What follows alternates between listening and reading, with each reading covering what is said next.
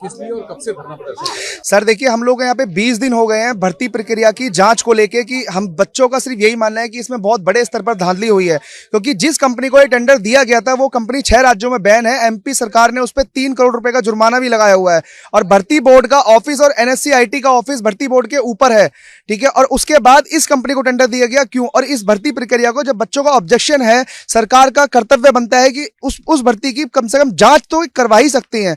और इस वाली भर्ती पे कोई भी जांच का अभी तक कोई भी आदेश नहीं है, किसी के पास कोई संज्ञान नहीं लिया गया। और दूसरी बात, बच्चे अगर योगी जी के पास कोशिश करते हैं मिलने की, तो बच्चों को हर तरीके से भरपूर प्रयास करके रोका जा रहा है। प्रशासन भी कहीं ना कहीं रोक रहा है, अधिकारी भी रोकने का प्रयास कर रहे हैं कि ये बातें जो है योगी जी का जो मतलब ये बात जो है ये योगी जी के पास तक ना पहुंच पाए। क्या है आप जो अपनी बात कहना चाहती हैं, धरना प्रदर्शन कर रहे हैं यहाँ लोग, क्या मुद्दा है? जी, ये परीक्षा 95-34 जो भर्ती प्रक्रिया है ये नवंबर 2021 में इसकी परीक्षा हुई है। तभी से आए दिन खबरें आ रही थी कि पेपर लीक हो रहा है, सेंटर सील हो रहे हैं, उसके बावजूद भी कोई संज्ञान नहीं लिया गया। 14 अप्रैल को रिजल्ट आउट कर दिया जाता है और उसमें ऐसे ऐसे बच्चे हैं कि जिनके खिलाफ FIR है, जिनकी चीज़ें वायरल हुई हैं, जिन्होंने कुछ महीने पहले 1.5 महीने पहले बिल्कुल वो 30-35 अंक ला पाए हैं, वो इस प्रक्रिया में टॉपर रहे हैं। और एक बच्चा है ये प्रतीक चौधरी, आज इसकी पुलिस लाइन में DBPST हो रही है, जिस पे कुछ बच्चों को जानकारी मिली, वहाँ जो लोग थे उन्होंने भी बताया। और जिस एजेंसी ने परीक्षा संपन्न कराई है उस एजेंसी को 6 राज्यों में बैन किया गया है। भोपाल हाईकोर्ट ने उस पर 3 करोड़ रुपए का जुर्माना लगाया है। उसके बावजूद भी बच्चों के भविष्य के साथ खिलवाड़ किया जा रहा है कि इसी एजेंसी को टेंडर देके और इतनी ज्यादा भरपूर मात्रा में करप्शन कर रहे हैं कि हम लोग अपने शब्दों में बता नहीं सकते। कुछ एविडेंस है हमारे पास में और कुछ हम सरकार से अपनी मांग रख रहे हैं कि एक बार इस भर्ती की जांच करा दी जाए, क्योंकि ऐसे बहुत से लोग हैं जो अंदर घुस के बैठे हैं जिनके बारे में तो एविडेंस भी नहीं मिल पाया है। अभी तक कहाँ शिकायत की है आप लोग? मैंने भर्ती बोर्ड में भी ज्ञापन दिया है, डिप्टी CM के पास भी ज्ञापन दिया है, लेकिन हमारी बातें कहीं नहीं सुनी जा रही हैं, सब जगह दबाई जा रही हैं।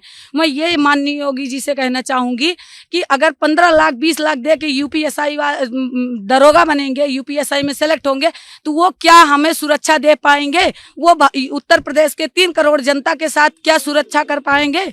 देश के कैसे 23 करोड़ जनता की कैसे सुरक्षा करेंगे? किस तरीके से वो संभालेंगे?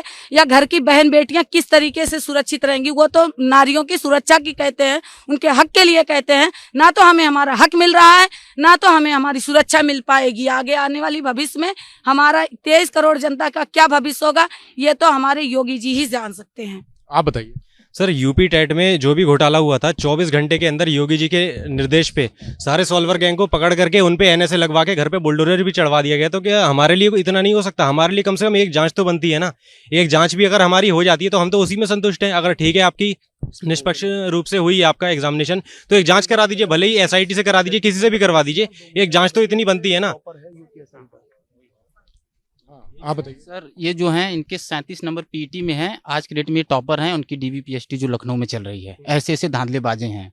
160 में 157-58 क्वेश्चन सही करके आ रहे हैं।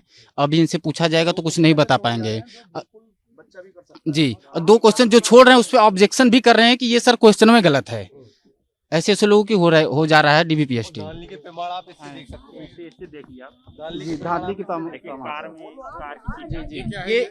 ये स्क्रीनिंग है सर, स्क्रीनिंग है। ये कार में बैठ के पेपर दिया जा रहा है। आप देख सकते हैं इसके नीचे Google Chrome, UC browser apps वगैरह खुले हुए हैं। ये लैपटॉप पे पेपर दिया जा रहा है, इसमें वेबकैम भी है, जबकि कोई भी एग्जाम में वेबकैम नहीं होता है सर जी। ये कार में बैठ के कैसे पेपर दे रहे हैं? ये स्क्रीनिंग है सर, सॉफ्टवेयर है। वो अंदर वो अपना माउस हिला रहे हैं, ये अंदर ये कार में बैठ के क्लिक कर रहे हैं माउस से, सारा आंसर यहाँ से टिक हो रहा है सर जी जी। जिस तरह से WhatsApp हैक होता है ना, उस तरह से एक स्क्रीन को आप बाहर से भी कहीं से भी चला सकते हो। ये केवल तभी होता है जब ऊपर के लोग आपको इसकी अनुमति देते हैं। यानी ये कहीं ना कहीं संदेह की तो बात है ही। जब तक ऊपर से अनुमति नहीं मिलेगी आप स्क्रीन को शेयर नहीं कर सकते हो। और इसके तो IP एड्रेस से, मैं खुद सॉफ्टवेयर इंजीनियर हूँ, बहुत ही आसानी से पकड़ा जा सकता है, क्योंकि IP एड्रेस एक सिस्टम का दूसरी जगह कहाँ पे चल रहा है बहुत आसानी से पकड़ना। लेकिन ये होगा तो तभी ना जब इसकी कुछ जांच तो करे, कुछ तो करे। अभी तक जांच नहीं हुई क्या इसकी? नहीं सर, अभी तक कोई जांच नहीं हुई है और मैं ये कहना चाहता हूँ कि जो बच्चा बाहर कार में बैठकर पेपर दे रहा है, जो कि पेपर हॉल में होता है, वो बाहर कार में बैठकर पेपर दे रहा है, उसका बाकायदा वो टॉपर है यूपीएसआई में, और उस प्रतीक चौधरी उसका नाम है, उसका आज ही डीवीपीएसटी है। और मैं ये कहना चाहता हूँ कि जब आप उसका पूरा सबूत हम दे रहे हैं, पूरा ज्ञापन दे रहे हैं, तो आपको जांच कराने में क्या दिक्कत है? कहीं ना कहीं ये लगता है कि सर इसमें भर्ती बोर्ड पूरी तरीके से संलिप्त है।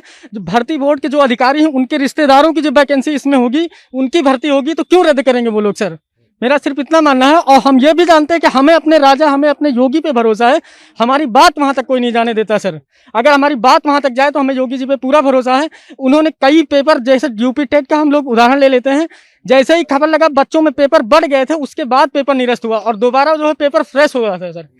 ये कहना चाहेंगे सर। तो आप लोगों ने योगी जी से बात करने की कोशिश नहीं? कोशिश की सर, हम लोगों ने ज्ञापन दिया, लेकिन हमारी आवाज को दबा दिया जाता है सर।